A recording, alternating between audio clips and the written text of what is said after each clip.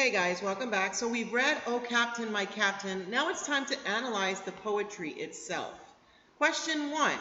Interpret. We're reading lines 1 to 3. In Whitman's metaphor, what are the fearful trip and the ship and the prize that was won?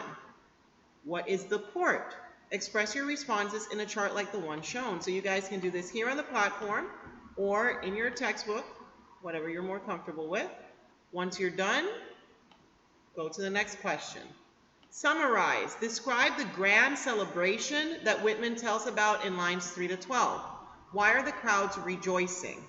So obviously you're going to have to go back and read those lines and express here what is it they're celebrating or rejoicing. Question 3. Evaluate. When there is a contrast between appearance and reality, irony results. Why is it ironic that the crowds in this poem are celebrating? Remember, we discussed irony. There are different types. You've got verbal, excuse me. There are different types of irony. One of them is verbal. And the other two, if you guys don't remember, you should look it up again because we did discuss this before. Analyze the text. Cite evidence. How does Whitman express his own grief about Lincoln's death? Cite 3 specific examples from the poem. Remember, you're going to take direct writing from the poem and put it here, which expresses the grief of Lincoln's death. And finally, analyze. Rereading lines 19 to 20.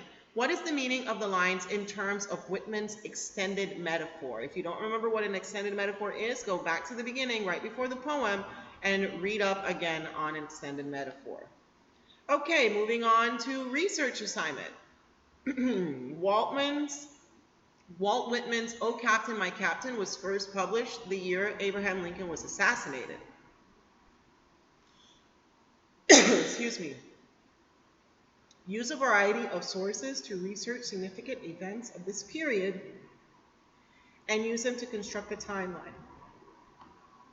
Here's the timeline that you will have to construct.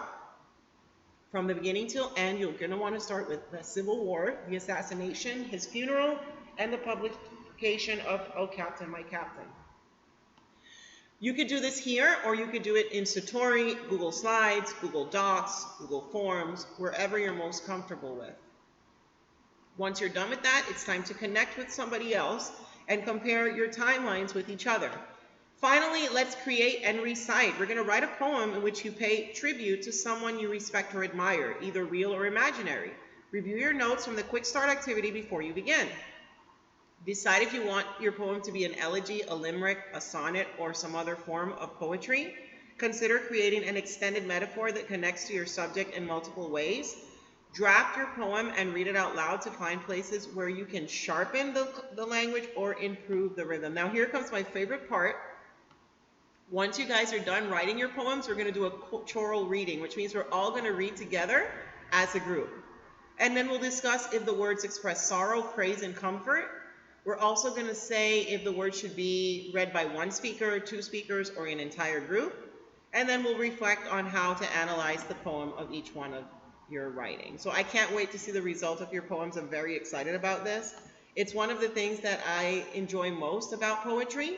Oh, and a quick reminder, when you're done analyzing the text, answering all 5 questions, remember before you send it in to check your capitalization, your punctuation, your grammar, and your spelling, because that is also graded. And remember to hit the check button once you're done.